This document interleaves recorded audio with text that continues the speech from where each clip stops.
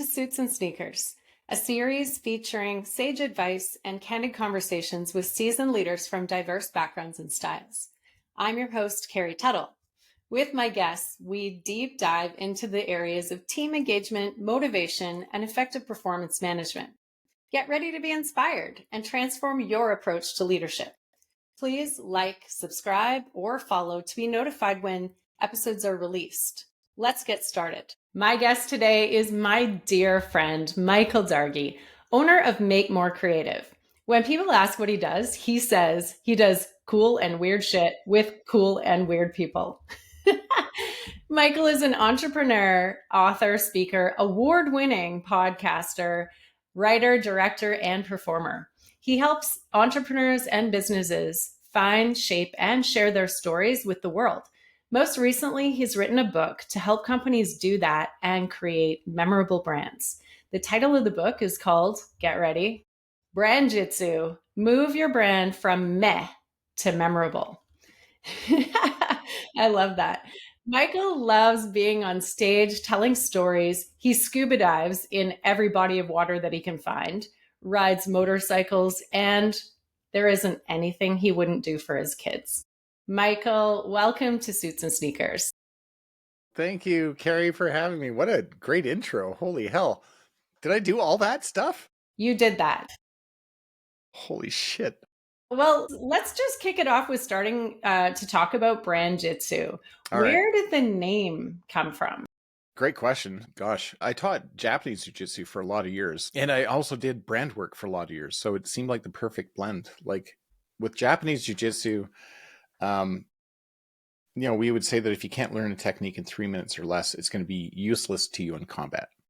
Mm-hmm. And I got so tired of hearing clients tell me that they had another agency that was going to take 6 months, 12 months, 2 years to create their brand. Right. And I'm just like, it doesn't have to be that hard. Like, so can't we just, formalize it and put the pieces together in a way that makes sense and you can do it in a week? A week. A week. Yeah. Yeah, it's true. Like for as long as it takes you to read the book, if we do a workshop, I mean, it happens that fast. You just have to, take the world's cheesiest metaphor, the iceberg, and realize that you're not building the upper part. You're not building what I call the penguin layer. You're building below the surface layer. Okay. So you're saying as business owners and leaders and entrepreneurs, we need to go deeper. Yeah. I mean, I think everybody always wants to start on the surface, where the thing that everybody can see, your name, your logo, your colors, your marketing, your website, that's all above the surface. But what matters most is what's below the surface, the DNA, the answer to the 4 fundamental questions. What do you do? Why do you do it? Who do you do it for? Why do they care? If you start there and then start working your way towards the surface, when you break through the surface like the majestic narwhal you are, it'll be much more memorable. Yeah, absolutely. Well, and so in reading your book, what struck me was all of the neuroscience behind how people connect with a brand. Can you talk a little bit about that? Sure. Everybody is the same. We are not rare and beautiful snowflakes. I mean, we are, but the reality is that we all imprint on things the same way. I still remember the jingles from my youth, and there's a reason for that. And we look for, just as a survival mechanism, we always look for patterns, and we see patterns. And with the noise that we see, we are inundated with all this visual noise, and on our phones, on our screens, when we're driving down the street, we're just bombarded with it, and we get used to it. And it is a thrum that we just get used to. So you need to find a way to pop above the thrum to be noticed. And that's kind of what it's all about. Like, contrast is huge. Like, when everybody else is screaming, maybe you should whisper. If everybody's whispering, maybe you should scream. Like, finding those moments of contrast, either visually or audibly, it's a big thing. It's a game changer. Yeah, that's huge.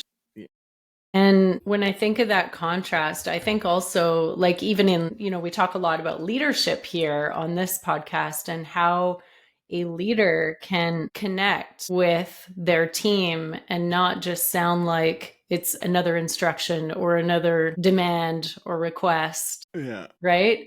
And so as I was reading your book, I was thinking about the leader brand that they can build through the who are you, why do you do? Totally. Yeah. Yeah.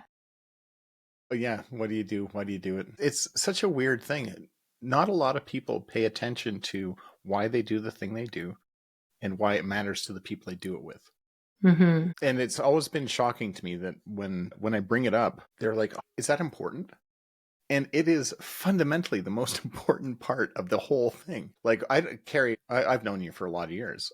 I get why you do what you do. Like it is in everything. And it's that like burning nugget of truth inside your chest that everybody sees. If you're the type of brand that just shows up to be like, oh, I'm just going to do all the things to do the stuff, nobody cares. You might get business, but it's not going to be long business, and it's not going to be important business, and it's not going to fill their soul. Like I was thinking recently about this guy that I see speak quite a bit. He's all sales. Like he's just sales, all sales, and I don't think he cares. But when you find people that care and, honor the truth that's inside of them, truth matters. Yeah. Yeah. Think about a leader who you either know because of like a client or somebody who maybe a mentor. What is it about their caring nature that shows through? Like, how do they demonstrate that? Great question. Gosh, I get to work with a lot of really great clients, and like we become friends and they become family. So I look at somebody like, say, Dr. Beth Barrett Veterinary Clinic. She owns it. Like she is everything about everything she does is in service of, helping. I mean, ultimately helping people, but it's helping their pets. So it's like the love of doing what's right for, your fuzzy family. You've got a cat, Yeah. right? Like what wouldn't you do? But like when your cat is sick, it impacts you, and she cares about you as a person as well as, the little fuzzy baby, the fur baby that she's treating. I don't know if that's answering your question, but like That's okay. I'm just thinking as a leader, that's what she does. So she leads from the front.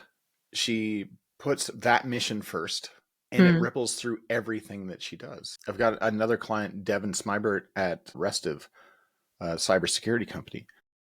That dude gives a shit. Like he literally in his bones loves what he's doing and the mission that he's on. And that ripples through everybody below him. Do you know what I mean? Like it's a, I don't know. I think that we've both seen enough false idols in our life that, we recognize it when we see it. But well, and I think what a gift when you go through the process of helping a business owner define why do you do what you do, and not just you as an individual, that's important too, and you as a leader, but also like you, the collective you as a team. Why do you do what you do? Why does it matter? And why should it matter to the person you're trying to attract, the person or company that you're trying to attract as a client? And when you define that, like, it really crystallizes everything. yeah, it does. Yeah, and for the entire team. Yeah. It's beautiful. So related to this, I had a question come through from a listener. What? Yeah. Do you mind if I share it with you? So the Yeah, please do. question was, it kind of goes on a different slant, but it is related. The question was, what one mistake do entrepreneurs make when it comes to brand? More on that in a moment. If you're listening to this episode wishing you can get more out of your team alongside other purpose-driven leaders who want to be more effective, I encourage you to take a look at my program, Leading with Engagement. In it, I provide training and a practice field to gain confidence in communicating expectations that help team members stretch themselves and wow your customers. You'll gain a framework for giving meaningful feedback that motivates and inspires them to engage. Among other skills, you'll learn to delegate and track performance to free up your time to lead more strategically. Go to teammojo.ca for more information. Now, back to the episode. Great question. By the way, as a fellow podcast host, I love checking the great question box. And Right? you've asked 3. I mean, you've like many more, but like I love it when a guest is like, "Great question! Oh my god, that's so good." So I love that too. all right, ask it again. Okay. I'm ready. Yeah. So the question from the listener was, what one mistake do entrepreneurs make when it comes to brand? Rushing to it. Meaning, Well, the outward expression of it, I see it all the time, that we're just going to just put it out there because we got to get it out there.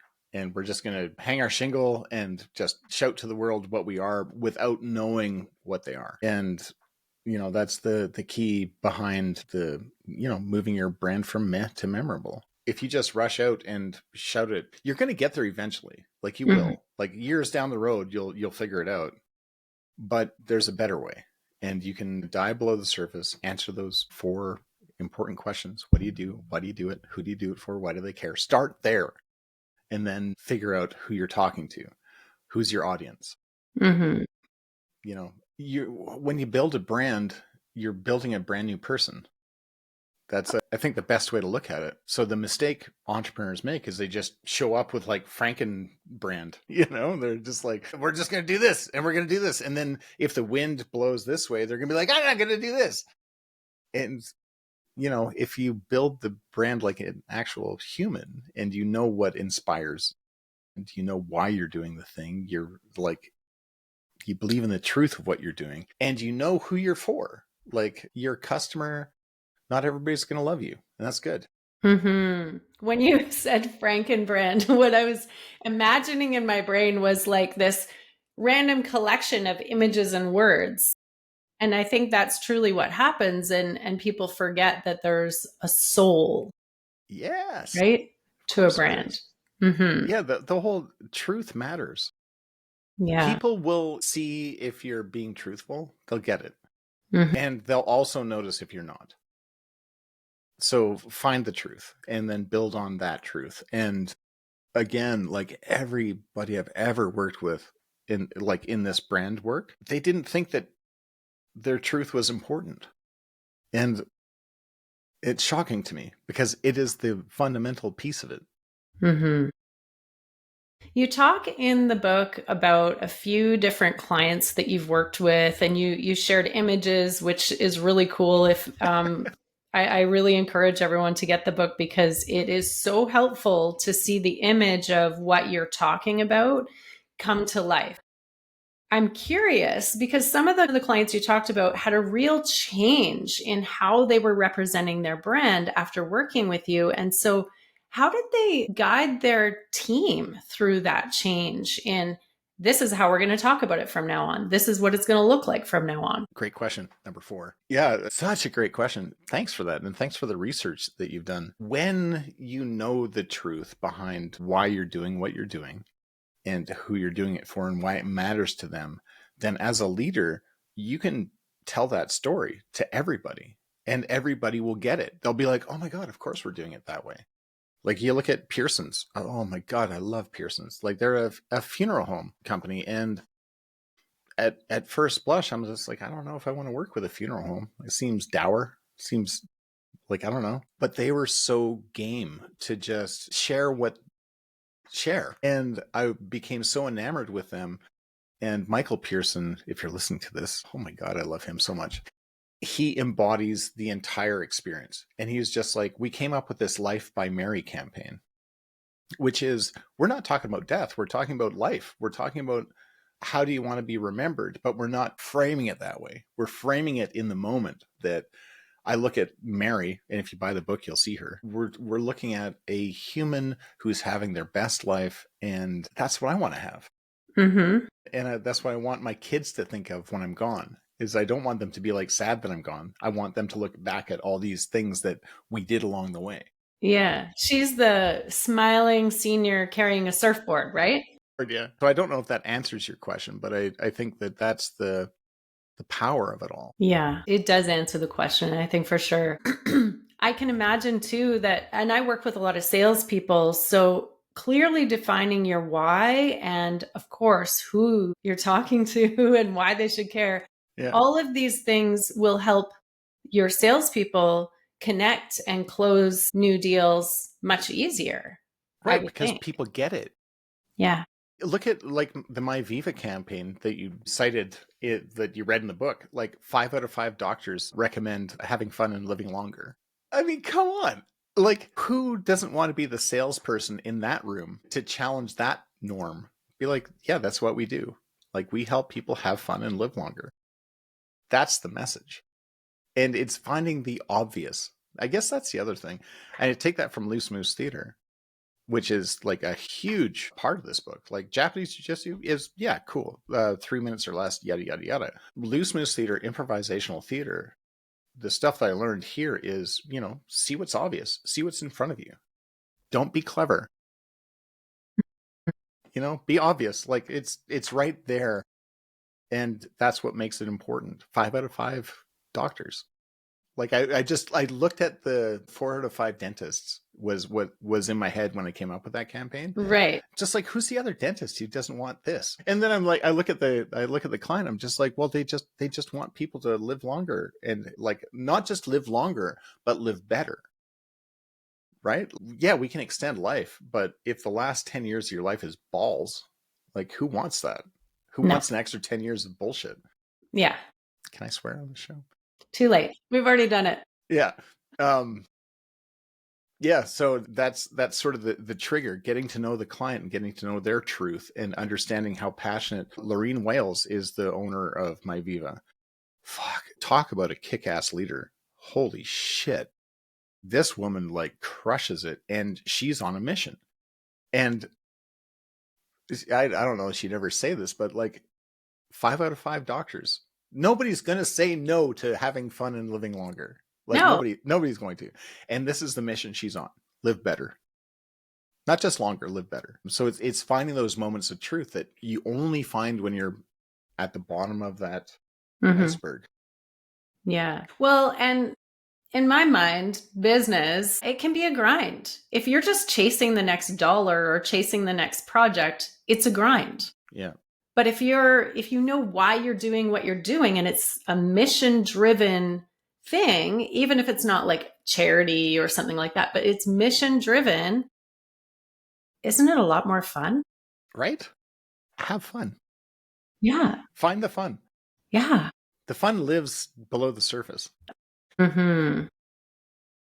Have any of your clients gone back to some of their old bad habits, or did they have to like re-engage their team? Like, hey, remember, this is why we're doing what we're doing, or this is what we committed to. I haven't seen it, but probably. I think that there's an inertia, especially when you do something that's like way outside the comfort zone. Mm-hmm. Like there's a company that we did they're like a data company. And every data company, data collection and analysis company looks the same. It's like Microsoft. If you just think Microsoft, you get it. And we decided that we would build them a dragon and end a night wrestling that dragon. That was a huge move for them, but one that they loved because they showed up differently. When they went to the trade shows, they were the dragon booth. Everybody else was the Microsoft booth. Yeah. Contrast, right? Like going back to contrast, like when everybody else is yelling whisper. So I think that they regressed because it was so different that they were worried. That so it just, I don't know, like, have you ever had a mohawk when you were a kid? No, but I did once when I worked on it. Now you're going to get the story. When I worked on a ski hill in New Zealand, I cut my hair really, really short and bleached it completely blonde. And you feel weird. Yeah, you don't feel like yourself, and you feel like, ooh, I'm this persona. Yeah. When I was in high school, I pierced my ear by myself with a safety pin. I came to school the next day with a pierced ear, and everybody looked at me differently. Although maybe they didn't, but I just felt different. And I think that's the challenge that brands sometimes feel when they show up so different Mm-hmm. what they've been before. So yeah, in answer to your question, I think probably they retreated back a bit, but they found some truth in that and became something different after. Yeah, and I believe it is an evolution, right? 100%. Yeah, we grow into our story. So whether it's as a brand or, as a leader too, when we first get promoted to leadership, we're usually like, I don't even know what I'm doing. And who am I supposed to be? Maybe I should be like the old previous person. And then you're like, well, that's not me. Yeah. Yeah. Yep. Yeah. How do you do that as a leader? And the theme of your show, by the way, I love your show. Thank you. This idea that when you see a leader, you think maybe that they've always been that, and it's, you know what I mean? And Mm-hmm. we judge them. But the reality is that you're a human, having an experience, trying to do your best thing. There are some leaders who are bullshit. They're just like, you will follow me because I am the leader of the thing. Right. Yeah. But then Authoritarian. there's the leaders that are just like, we're doing this because of this purpose, and we're together as a team. Mm-hmm. And leaders, it is a solitary experience being a leader. It is. It is. And I'm sure you see that with a lot of your clients. Like the leader, people expect that you know All the what you're things. doing and that you know where to go and that you have clear vision. Uh-huh. And sometimes you do.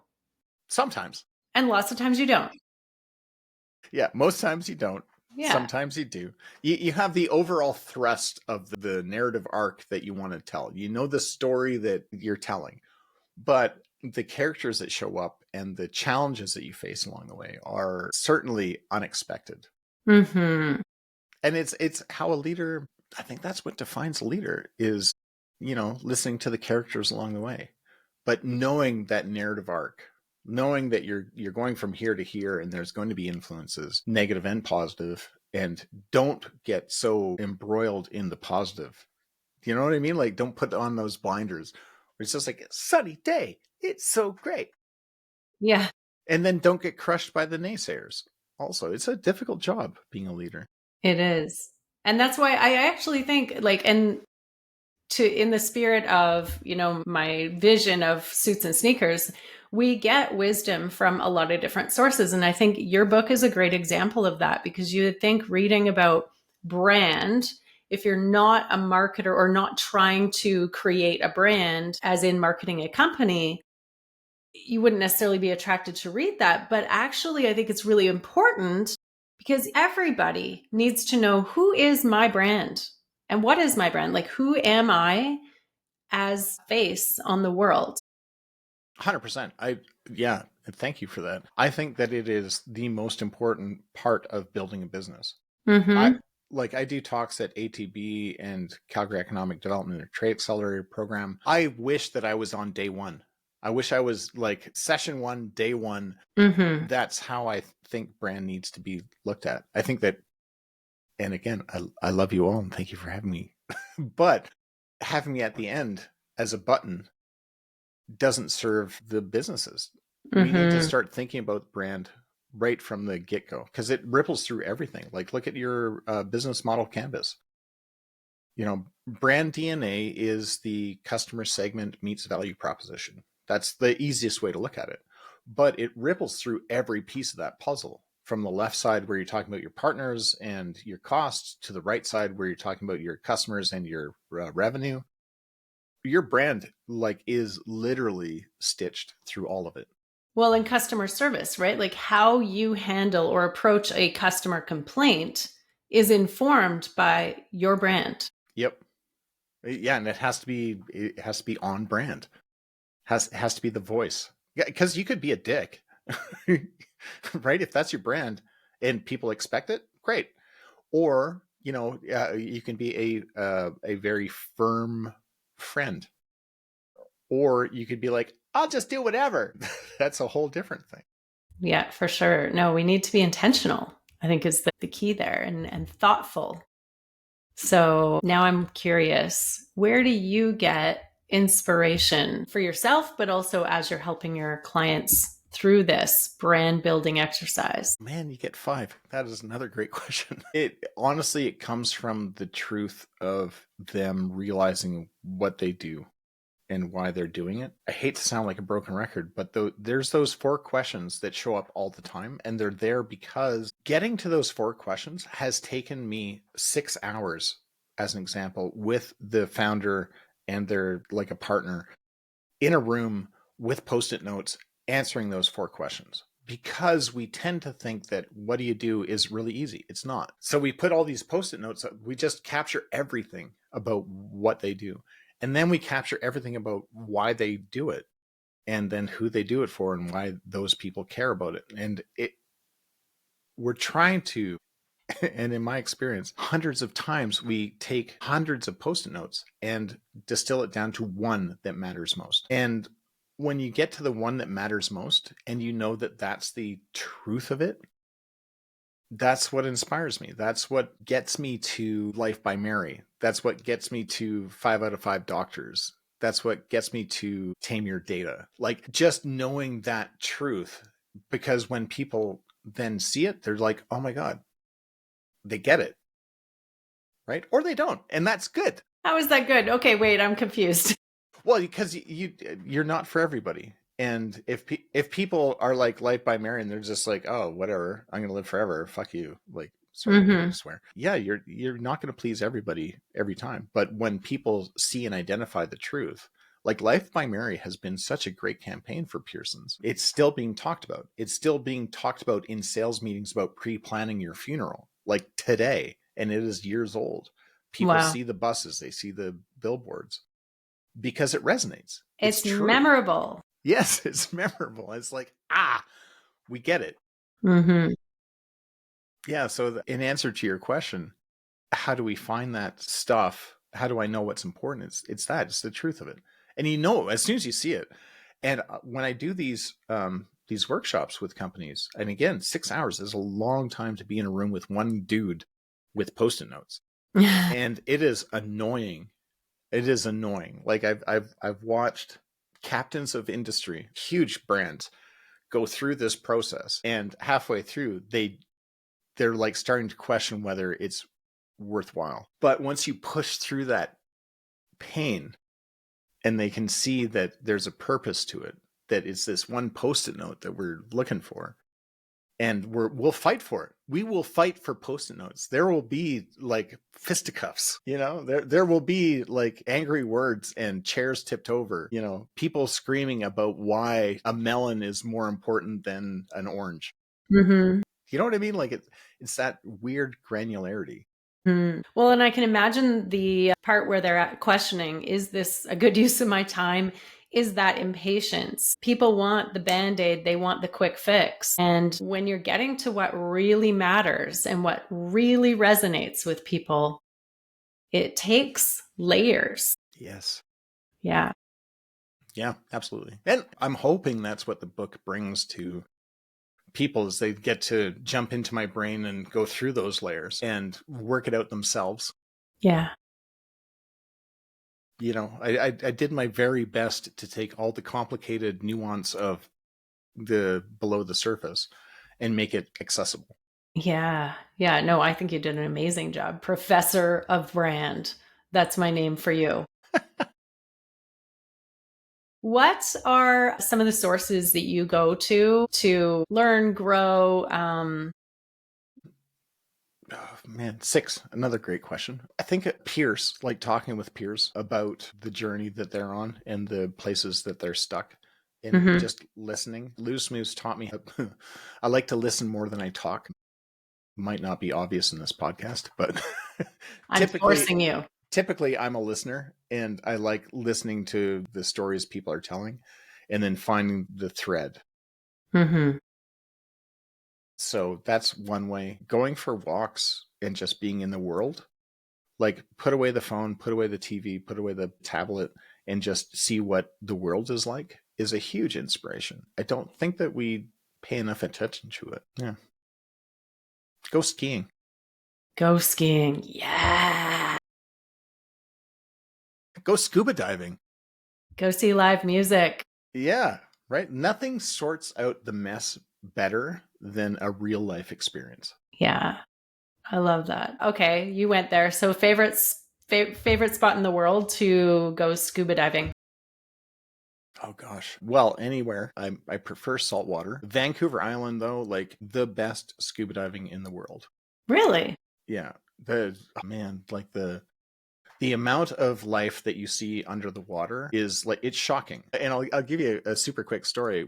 I did a dive in Comox, a place called Singing Sands, and there's all these dudes casting rods into the water fishing. They're just like, "Oh, don't go in there! You're gonna scare the fish." And I was just like, "Well, whatever. I'm gonna do a dive. I need to see this giant Pacific octopus that's 80 feet below." When I get into the water, and again, these people are all fishing. They're worried that I'm going to scare the fish. 10 feet below, it is just teeming with fish.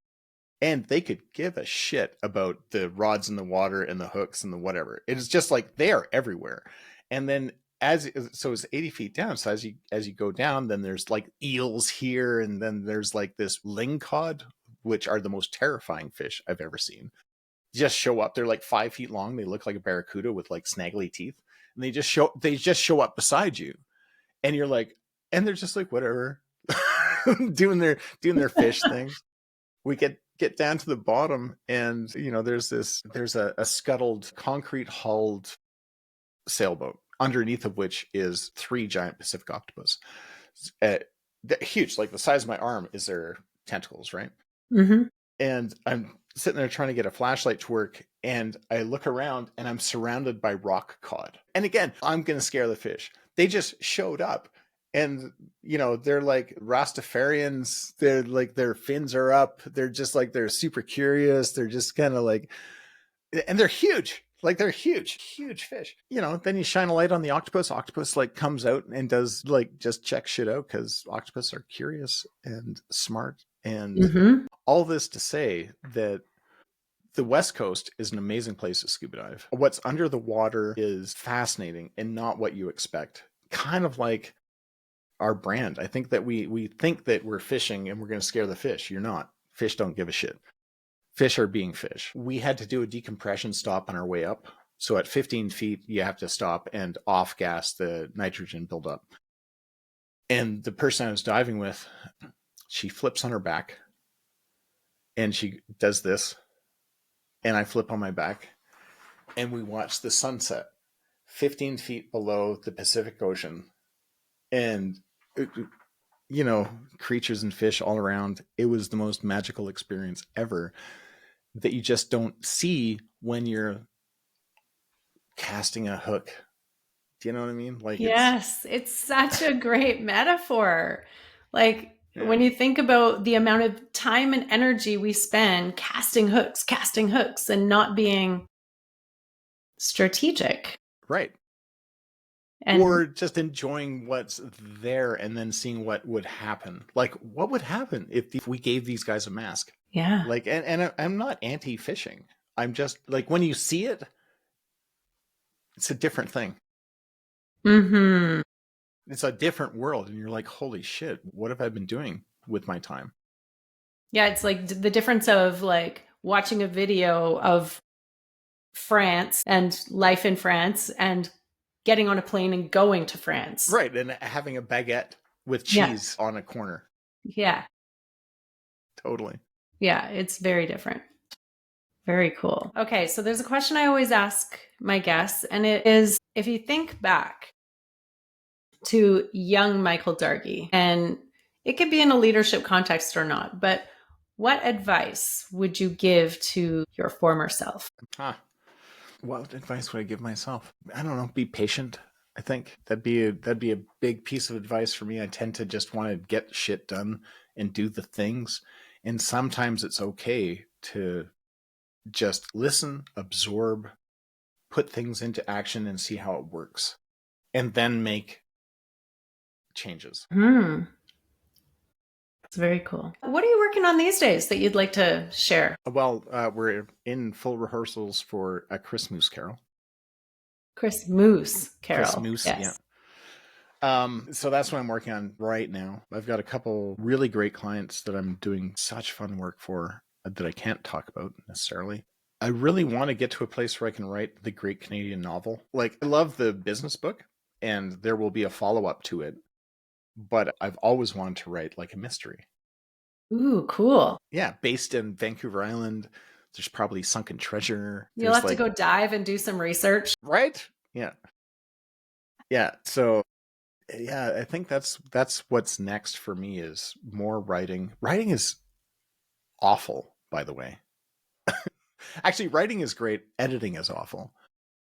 So a tip of the toque to my editor, and all editors out there. Like, it's a brutal, brutal job. As a side note, I asked my editor, I was like, is it normal to hate your book? Right? That's a great question. That's a great question you asked. Thank you. And she's just like, oh yeah. She goes, here's what happens. And I'm like, okay, I'm all ears. She goes, when you have an idea for a book, it's the best thing ever. And you love that idea for the book. She goes, then you start writing the book and you're like, oh God, this is hard. This is awful. And at this point, I was going through the first edits of the book. She goes, it's not as awful as the edits. She goes, you will probably be hating your book right now. I'm like, I hate my book. Like, I hate it. Like, I hate it so much. I can't even express how much I hate it. Like, I just want to like set it on fire and throw it into the universe. Like, just, I don't want to do it anymore. She's like, that's normal. She goes, what'll happen is you'll get your advanced reader copy. So you'll actually be able to see it in its final form and you will love it again. And she goes, then you get like the actual book and you will, she goes, you will love it like you've never loved anything before until you read it. And then you'll hate it again. Because you'll see all the things that you didn't add, or you'll see a missing period. There'll be a comma that, you know what I mean? Mm-hmm. So yeah, it's a love-hate thing. Writing is hard. It's a process. Yeah. Yeah. And I recommend doing it. Like, I see a lot of people doing self-published books, which I think are great. But if you work with a publisher, it's a whole different experience. Do you want to give a shout out to your editor and your publisher? Oh man, Carrie Gleason is my editor, and the publisher is Dundurn Press out of Toronto. And their team is extraordinary. Like, they have walked me through, and I'll give a shout out to my agent, Sam Hyatt, as well at the Rights Factory. Holy hell. Like, I had no idea. I just thought, yeah, whatever. I'll just put it into InDesign and I'll do my own thing. They're just like, well, it's going to take a year. I'm just like, why a year? Like, let's get it done. Back to my be patient. Okay. Because you have to go through all the things. You have to, and again, Carrie, love you. I have no words for what editors go through and the passion they bring to their craft, and the fact that I don't know how many books she's working on, but she was just like, so I read it from my perspective, and I think it would be better if we move this part to here. What do you think? Not saying I had to do it, but just like, that's my experience as a reader. And I'm like, damn, that's like amazing. You're right. Like, I didn't see it that way because I'm forest for the trees guy. Yeah. And she's seeing that from a fresh perspective and coming in cold. There's so much value in that. Totally. And kill your babies, which sounds awful. What do you mean by kill your babies? The things that you're so precious about that don't actually serve the story. You have to be willing to let those things go. I would say that when you're writing anything, this is marketing copy or a book, come in late, leave early. Come into the scene late, leave early. We don't need to know how you got there. We just need to see what happens while you're there. And we don't need to see how you leave. We just need to see you at the next place. So like Seinfeld, for example, Seinfeld and Elaine sitting on a couch. We don't need to see them enter the room, take off their shoes, get settled. We just need to see that moment that they're on the couch having that conversation. Then we can, cut to them buying soup at the Soup Nazi's place. We don't need to see them take a cab, walk through New York unless it serves the story. Right. Yeah. Anyway, that's what I got. I think, as you were telling that, we forget that even in meetings and in working with our colleagues, we tend to embellish on the little details of the story that don't matter. I hate meetings.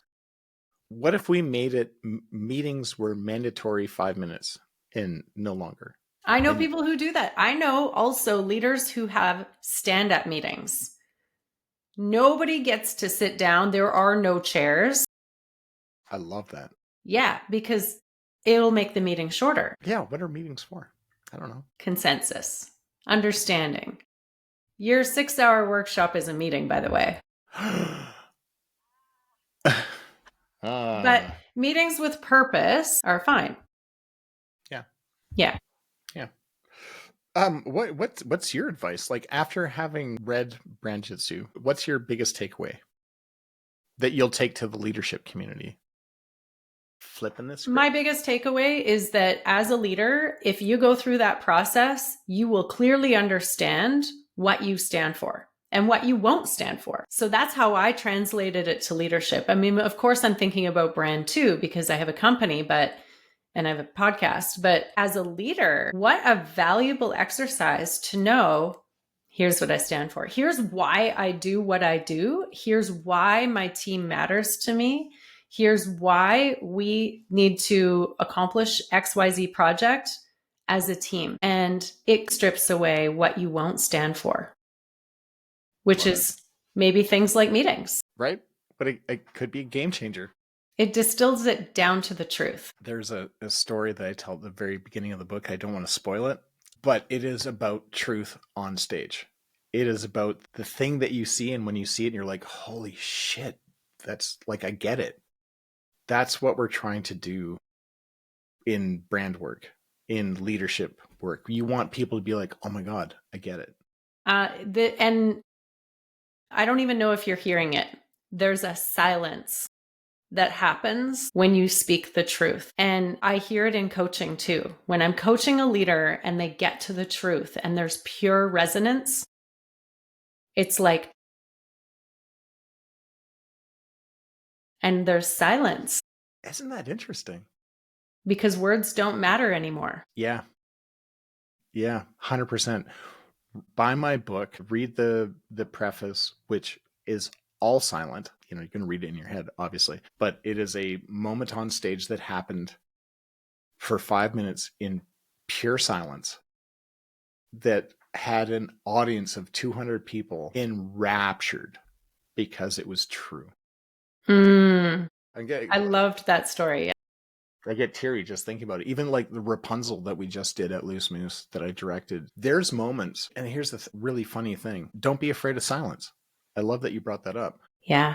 In this show, we have John and Emily, who are would-be parents of Rapunzel eventually. And they're having this moment at a kitchen table. And you got to think, like, we sold out every single show during this run. And kids are notoriously fidgety. We had moments of silence between John and Emily at the table that were painfully long. But you know what I saw? Like, because I watched almost every single show, is the kids leaned forward and they were taking in the subtle cues that the actors were giving, the way that they looked at each other, the way that they looked away at each other, like this long drawn out moment of silence where nothing was happening other than what was happening to them on stage. And the kids were enraptured. And you don't get that with 4 to 10-year-olds. So how do you get there? Truth. And how do we get there as a leader? Truth. And if, you can sit in that silence, not be afraid of it, but it's for the right reasons. I love watching people lean in. Like it is the gift of being able to, when you're on stage, you don't see it necessarily. You feel it, but you don't see it. When you're a director and you're outside of it and you can just watch, you'll see people sit back like this. Yeah. And then you'll see people lean in. It's so cool. Yeah, it's one of those signals of engagement. Yeah. Yeah, and they don't even know they're doing it. And I love it so much. Yeah. Well, thank you so much for being here and for everything you shared, Michael Dargie. I am just so pleased that I got a chance to read a A pre-read, is that what they call it? Pre-read copy? Advanced copy? Advanced reader copy. Yeah. Is the official words. Yeah. Awesome. Well, thank you again. And I will share your information in the show notes so that people can find and put their name down to pre-order the book. And thank you again. Oh, you're so welcome. Thanks, Carrie. And holy hell, you're a great interviewer. Damn. Thank you. I Thank enjoyed you. this That's a so huge much. compliment coming from you. I love it. All right. Yeah, thanks. Thanks, everyone. We're glad you joined us for Suits and Sneakers. If you want to be an expert guest, look for the link in the show notes. Don't forget to follow or subscribe to be notified of future episodes.